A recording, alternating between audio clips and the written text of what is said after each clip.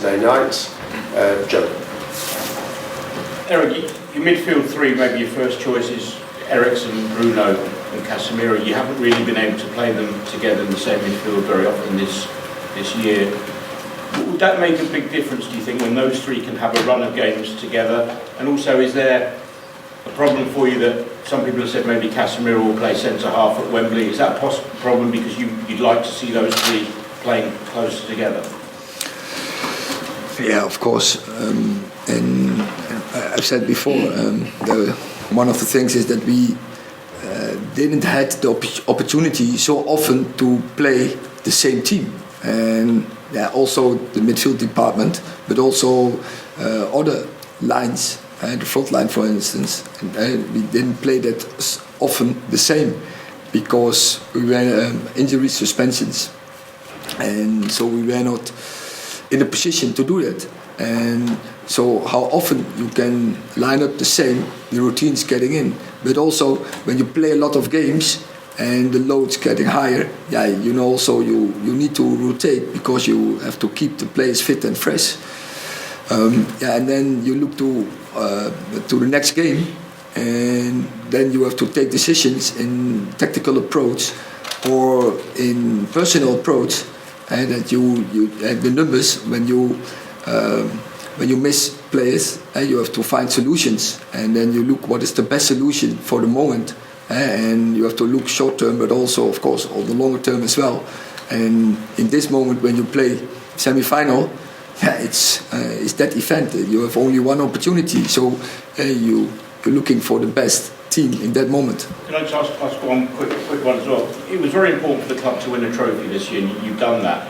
But you're now getting injuries at the wrong time of the season. Do you think that if you stay in England for a few years yet, you're going to have to maybe rotate a little bit more in the cup competitions in August, September, October, so that you don't get this problem at the business end of the season? Because you've been very good for the Carabao Cup and you've tried to pick strong teams. But also, I think also we rotate during the whole season. But this season is, I would say, crazy with the World Cup in between, and many of our players were present there. Then I think we played an extra round in the Europe League, so playoff. So we played maybe the most games of all teams across Europe. But I think also players are till a certain point capable, and we have players in the squad who can really have the load of a lot of number of games. So it's difficult to say, and if the squad is so strong and that you have in every position double and the same quality, but we have to be acknowledged that, for instance, especially in the front line, we had our problems during the whole seasons because we didn't always have even the numbers there. So then you are forced because you have to win the game. It's game by game. Simon. Hi Erik, you've been in Manchester long enough, I'm sure, to have heard the phrase Alex Ferguson's hairdryer. Is that a method that you've had to use this season, or is that not part of your managerial coaching style? No, sometimes I can go strong in certain situations, but it's a tool. It's about the timing of when to use, and so you, as a coach, as a communication style, you can pick many styles, and this is one of them. And did you use that method last night, or were you more understanding about that performance? Because, like Joe said, you've got quite a few injuries, and it feels like the squad is stretched at the moment. Yesterday, I can tell I was really mad. And for me was that so unacceptable. And you can make a mistake, but you have to carry on. And if you play a quarter-final Europe League, you give everything, and we did it.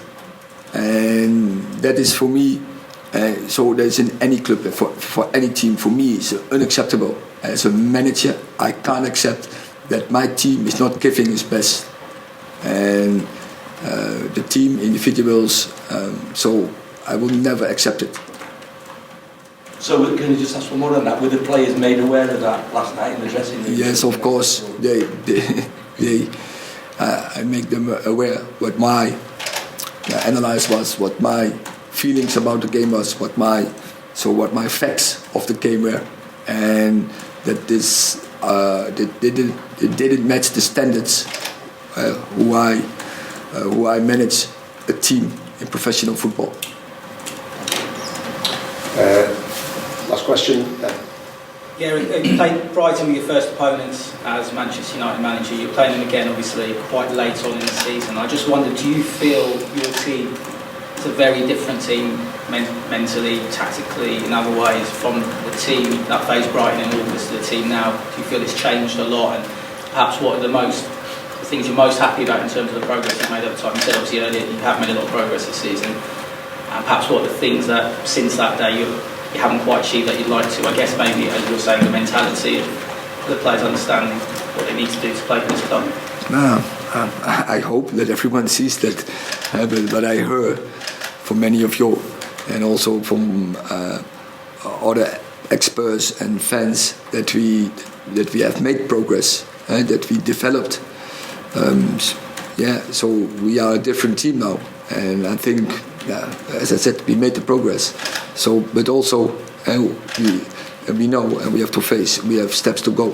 That's quite clear, and we speak after Seville, and it's quite clear. But also some other games. So, none of the team will always play the highest level. I know, but then even if you don't play the highest level, you still have to win. And that is what we have to learn, and how we deal also with the setbacks in a game, and that we have to carry on, that we have to stick to the plan, that we have to stick to the game, and that you have to keep the confidence. We have steps to go. Thank you very much.